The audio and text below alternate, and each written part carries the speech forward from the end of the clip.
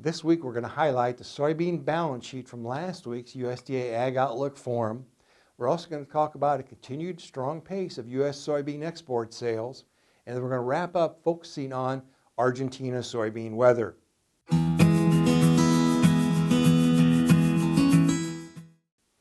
Hi, this is Brian Basting with Advanced Trading.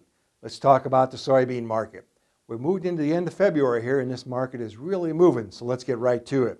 Let's take a look at last week's USDA supply-demand balance sheet for soybeans that was released as part of the Ag Outlook Forum. Again, the forum was held on February 18th and 19th. Moving on now, we're looking at the supply side of this balance sheet.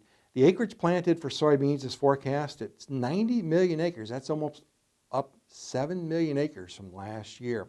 That would be the highest in 4 years. Yield would be higher again relative to last year. We're looking at production then, a sizable increase in production, over 4.5 billion bushels. Total supply, though, notice, is actually slightly lower than last year. That's because of the big drop in those beginning stocks. Moving on now, looking at the usage, a record crush is forecast, 2.21 billion bushels. Exports will be down just fractionally from this year's record, but total use would be 4.5 billion bushels. So moving on now, look at that carryout. Ending stocks are forecast at 145 million bushels, up only slightly projected from this year.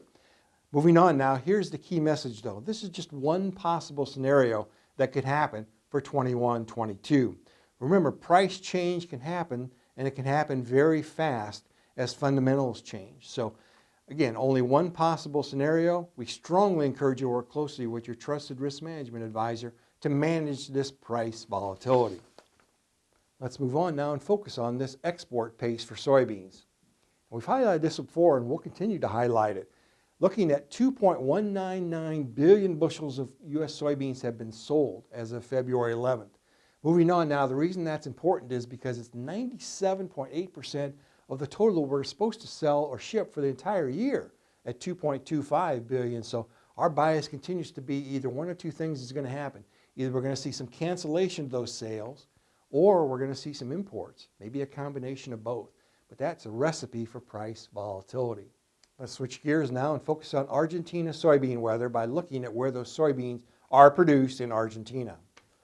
These are the three key soybean producing provinces, again, Buenos Aires, Cordoba, and Santa Fe in Argentina. Let's take a look at the short-term forecast for those provinces. Our slides this week, as usual, are courtesy of T-Storm Weather. Now again, we're looking at these crops not even in the pod set and pod fill stage yet, just approaching that here in March. That's why this 10 to 14 day dry period here forecast for those provinces is so important.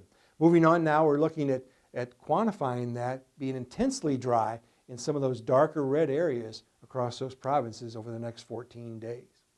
Let's move forward now and give a little bit of a longer term perspective on Argentina weather. Now this slide's courtesy of T-Storm Weather once again here, but what we've done here is highlight, look at the bottom part of that chart.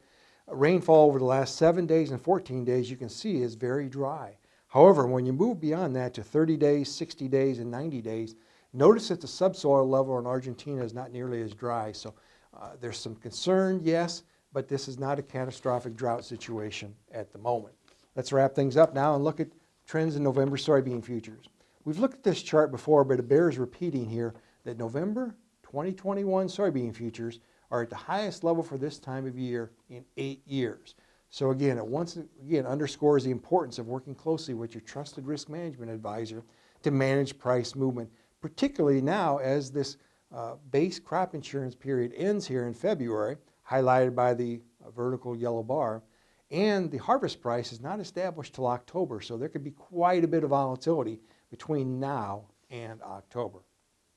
Now, if you'd like more information, please feel free to contact us at 800-664-2321. We'll put you in contact with one of our risk management consultants. We'll be happy to visit with you at your convenience. And remember, we upload every Wednesday. Make sure to subscribe to our channel to never miss an upload. Thanks a lot. Have a good week.